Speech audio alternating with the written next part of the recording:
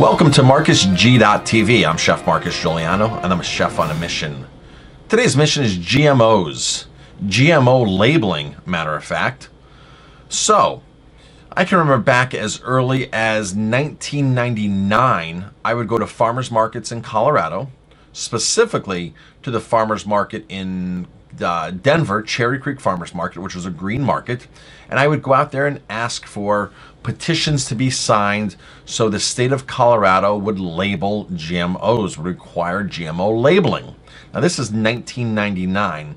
We're in the year 2016, and it's just starting to happen in some states like Vermont, which who knows what'll happen, because Monsanto is suing Vermont and saying that it's unfair. And Whole Foods has just announced, maybe by 2018 or something, that they will have, they'll be labeling, or maybe 2017, I'm not sure, that they'll be labeling GMOs in their food supply that's going through their stores.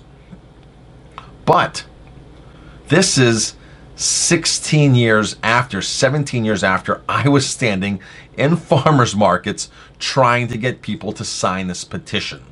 Now back then, and still to this day, when I talk to people about GMO labeling, people are confused. Some people, a lot of people are confused. A lot of people understand what's happening, and they say, oh yeah, and they say we want it labeled, but the majority of the people who say they want it labeled don't go out of their way to avoid GMO. So that's the funny thing, because people say, oh yeah, no, we want to label it, we want to know what we're eating, but in the same breath, I don't really care to go out of my way to avoid it because it's not labeled right now.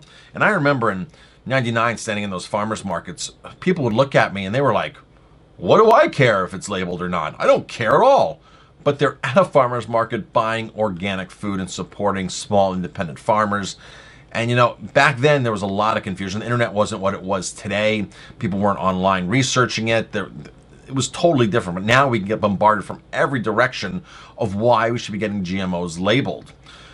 So here is a study from the Melman Group, March 22nd, 2012. So this is 4 years old. But this is saying that 90% of people want genetically foods labeled. And here's what this says.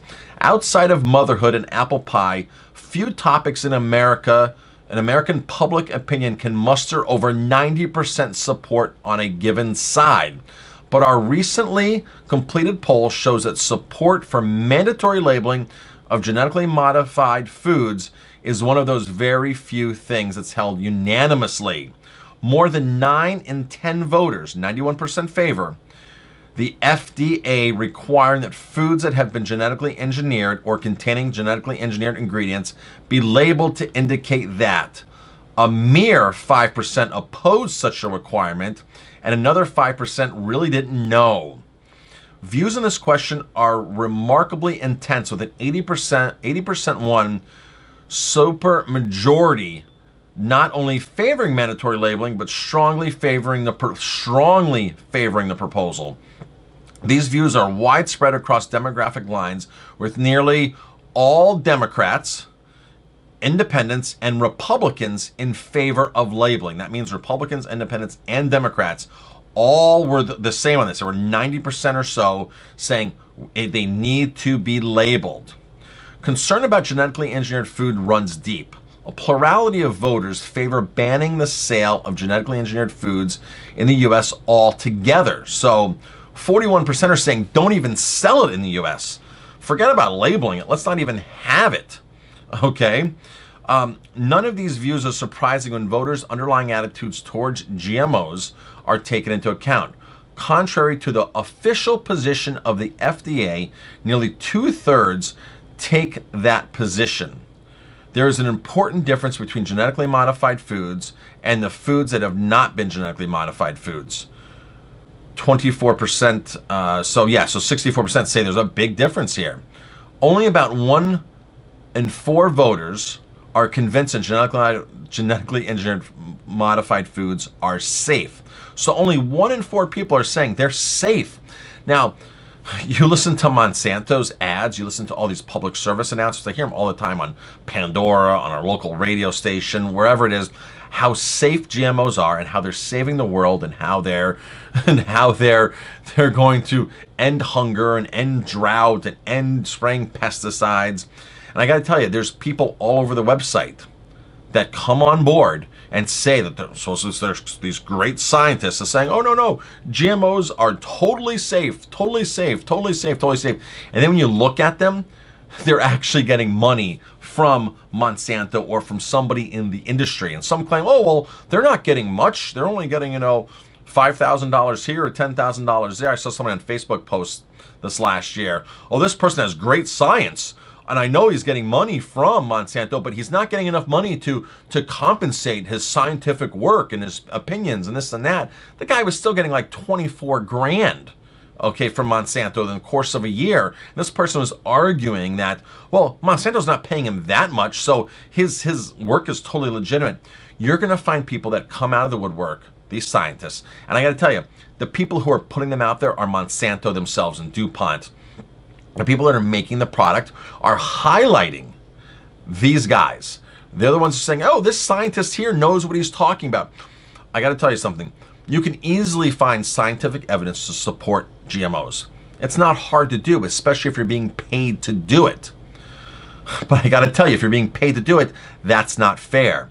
Most independent research out there says, hey, GMOs, there's problems, or that we don't know enough information yet because it's such a new technology. If you think about it, it's 20 years old, 25 years old the most. We're only in the first generation, okay? That's why they test rats, because rats, they can get 2, 3, 4 generations, like that within several months. They can see what's happening over the course of several generations in the rats. In humans, it's going to take 50, 60, 70 years to see that many generations as they can get in rats in several months. So that's why they specifically use rats, and they do tests on a lot of things with rats, because we can see it happen right away. We can see the effects from generation to generation.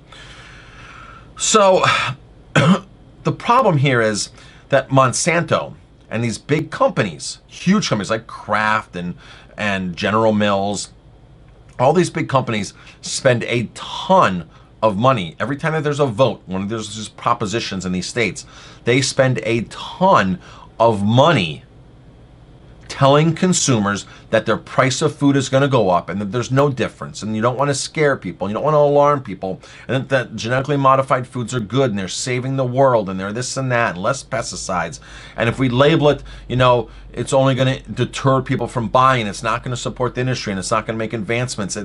They use every single angle they possibly could. Okay, when you genetically I want this video to be short and to the point. Basically, the point of this video, I can go on and on and on about genetically modified foods. The point of this video is that 90% of Americans want GMOs labeled. They said, let's label them. They're not saying don't make them, ban them. They're just saying label them. Because if you let consumers know what they're having, then the consumer can have a choice. Right now, consumers have no choices. And I got to tell you, there's 50, 60, 70 countries out there that have banned or labeled or outright banned GMOs altogether. The planting of GMOs, the sale of GMOs, buying American products. I got to tell you something. The American farmers are getting screwed on a global market because more and more countries are not taking our produce. They're not taking what we're growing. And Monsanto's like, oh, more yields and this and that and save money and this and that. Well, if there's nobody to sell your product to, it doesn't matter what your yields are. It doesn't matter that you're saving money because you have no market for them. And that's what's happening right now. There's no market. The market is shrinking. The international market is shrinking for GMOs, country by country by country. Countries that are not in bed with Monsanto financially are saying, hey, we don't need this, we don't need this, we don't need it, nor do we want it, nor do we understand it, or we do understand it, and it's not a good technology. For that many countries that come up and say, we don't want it, there's got to be something wrong. So these scientists who just show up and say, oh, I got it, and this stuff is great, and it's fantastic, and this and that, well, yeah, go ahead and convince these 50 to 60 to 70 countries that this product is, because they're not buying your line. They're not buying any of these lines. They've seen the research. They've seen both sides of the story. They're making intelligent decisions. Okay, and that's the bottom line. 91% of people want GMOs labeled. Speak up. Vote with your wallet. Don't buy GMOs. When you go to a restaurant, let them know, hey, are you using GMO ingredients? We prefer that you did. This is what we want to avoid GMOs. When you go to grocery stores, leave comments. Leave comments on Whole Foods website, on Twitter, on anywhere you go. When I check in at Whole Foods, when I used to check in on Foursquare and I used to go through the food buffet there, I used to take pictures of the things, or when I checked in, say the things that I thought that were plausible GMOs, that had maybe GMOs in it. I said, hey, Whole Foods, is this GMO free? Because you're not labeling it as such. And I'd call them out publicly on a public platform like that. And that's what you have to do. To keep calling these people out, you have to keep asking and demanding. I'm Chef Marcus Guiliano. Thanks for watching this video. If you like my videos, please hit like, subscribe to my channel, and definitely pass it on.